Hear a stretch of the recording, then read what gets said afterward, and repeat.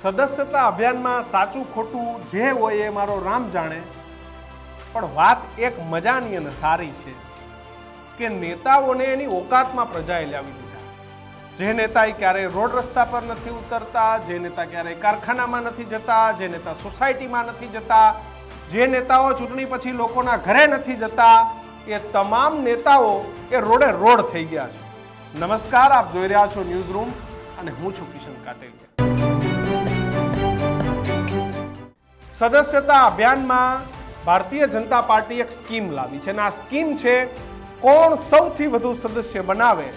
અને આ સદસ્ય બનાવવાની હોડમાં નેતાઓ રોડ, રસ્તા, ગલી, મકાન, કારખાના, સ્કૂલ, હોસ્પિટલ, કોલેજ, વિવિધ સોસાયટીઓ, અલગ અલગ બેઠકો, મંદિર, અલગ અલગ જગ્યાએ નેતાઓએ ફરતા થઈ ગયા છે. નેતાઓને ખરાબ રોડ રસ્તા નથી દેખાતા, પણ નેતાઓને રસ્તા પર જઈ અને સદસ્ય બનાવવા. વાત છે ભારતીય જનતા પાર્ટીના ભાવનગરના સાંસદ અને કેન્દ્રીય મંત્રી નીમુબેન બાંભણિયા. ભાવનગરમાં વરસાદના કારણે રોડ રસ્તાઓ ખરાબ છે, ઠેર ઠેર જગ્યાએ બીમારીઓ છે, કાયદો અને વ્યવસ્થાના પણ સવાલો ભાવનગરમાં ઊભા થાય છે. પણ આ તમામની વચ્ચે નીમુબેને ખરાબ રસ્તો જોવા નથી નીકળ્યા, પણ નીમુબેન એ રસ્તા પર વાહન ચાલકોને ઊભા રાખી અને સદસ્ય બનાવી રહ્યા છે. એ વાહન ચાલકની મુશ્કેલી શું છે, એને મોંઘવારી કેવી નડે છે, એને રોજગાર છે કે નહીં, એ પૂછવા ક્યારેય નથી નીકળતા નેતાઓ એ સદસ્ય બનાવવા માટે એક એક ટુ વ્હીલર વાળાને રોકે છે અને સદસ્ય બનાવે છે. કેટલી મજાની વાત છે. નીમુબેન કારખાનામાં ગયા, કારખાનામાં કામ કરતા મજદૂરો એમને પણ સદસ્ય બનાવ્યા, પણ નીમુબેને ક્યારેય એ નથી પૂછ્યું કે કારખાનામાં કામ કરતા મજદૂરને શું એનો જીવન નિર્વાહ ચાલે એટલા પૈસા મળે છે ખરા? શું એ કારીગરોનું શોષણ થાય છે ખરું? એમને ટાઈમે પગાર મળે છે ખરો? એ ક્યારેય નીમુબેને નથી પૂછ્યું. એ કારખાના માલિકને ક્યારેય નીમુબેને નથી પૂછ્યું કે ભાઈ તને જીએસટી જેવા પ્રશ્ન નડે છે ખરા? શું જીઆઈડીસીમાં ચોમાસાનું પાણી ભરાઈ જાય છે ત્યારે તમને તંત્ર કોઈ મદદ કરે છે ખરા? એ ક્યારેય નીમુબેને નથી પૂછ્યું. નીમુબેને ગૃહિણીઓને એ ના પૂછ્યું કે બહેન તને મોંઘવારીનો માર નડે છે ખરો? તને પેટ્રોલ ડીઝલ એ મોંઘું પડે છે ખરું? એ ના પૂછ્યું. માત્ર સદસ્ય બનાવવો છે. મારે જરૂર છે એટલે હું રસ્તા પર આવી છું, મારે જરૂર છે એટલે કારખાને આવી છું, તારું શું થાય એનાથી મુજને શું?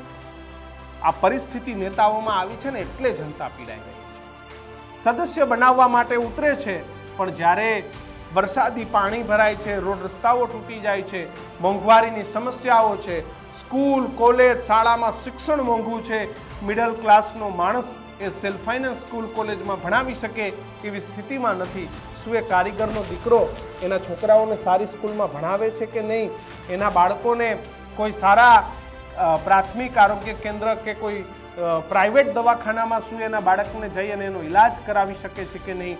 એના વૃદ્ધ માતા પિતા બીમાર પડે તો એનો સારો ઈલાજ કરાવી શકે છે કે નહીં? શું આ નીમુબેને ક્યારેય પૂછ્યું નહીં? આ જ તો તકલીફ છે. નેતાઓ એ પ્રજાની નાળને નથી પારખી શકતા કે એને શું તકલીફ પડે છે. સિવિલ હોસ્પિટલમાં હજારો લાખો દર્દીઓ એ આટા મારે છે, હેરાન થાય છે. ક્યારેય એના વિસ્તારમાં અમુક ધારાસભ્યો છે કે જે પોતાના વિસ્તારની સિવિલ હોસ્પિટલમાં ધ્યાન રાખીને દર્દીઓને સેવા મળે એવા પ્રયત્ન કરે છે. પણ વાત એમ છે કે સદસ્યતા અભિયાન, સદસ્યતા અભિયાન. અરે ભાઈ, શું કરવા સદસ્ય બને કોઈ? તમે તો પહેલા કોઈનું ધ્યાન રાખો, એની તકલીફોમાં તમે તો ભાગ લો. એને શું પીડા છે, એને કારીગરોને શું તકલીફ છે, ઉદ્યોગોને શું તકલીફ છે, આ ક્યારેય તમે તો પૂછવા જતા નથી. સંસદ બની ગયા પછી દરેક વ્યક્તિ એ માત્ર ને માત્ર દિલ્હીથી એના વિસ્તારના ધક્કા ખાય છે, એની મોજ મજા કરે છે. પ્રજામાં પડતી તકલીફોનું ધ્યાન રાખતા નેતાઓ ખૂબ ઓછા છે. અને એટલા જ માટે આજે ભારતીય જનતા પાર્ટીના રીવાબા જાડેજા હોય કે નીમુબેન હોય કે પછી XY ને Z હોય, તમામ લોકોને નીચે ઉતરવું પડે છે, લોકોની વચ્ચે જવું. આ સદસ્યતા અભિયાન માટે ઠેર ઠેર તંબુ તાણ્યા છે ને. વડોદરામાં પ્રજાને એટલી તકલીફ પડી, ત્યાં તંબુ તાણ્યા હોત તો મને ગમત. દ્વારિકા, સોમનાથમાં ખેડૂતોના ખેતર તણાઈ ગયા, ત્યાં તંબુ તાણ્યા હોત તો મને ગમત. અમરેલીમાં જે પરિસ્થિતિનું નિર્માણ થયું ત્યાં તંબુ તાણ્યા હોત તો મને વધારે ગમત. ખંભાળિયા, જામનગર, રાજકોટ જ્યાં ભારે વરસાદે તારાજી સર્જી ત્યાં સદસ્યતા અભિયાનના તંબુ તાણીને લોકોની સેવા કરી હોત તો એ જનતાને વધારે ગમે.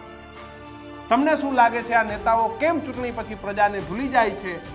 એનો જો તમને જવાબ ખબર હોય તો એ કમેન્ટ બોક્સમાં લખજો, અને આ નેતાઓને કાયમી પ્રજા યાદ રહે એના માટે શું કરવું એ પણ કમેન્ટ બોક્સમાં લખજો. જોતા રહેજો ન્યૂઝ રૂમ. નમસ્કાર.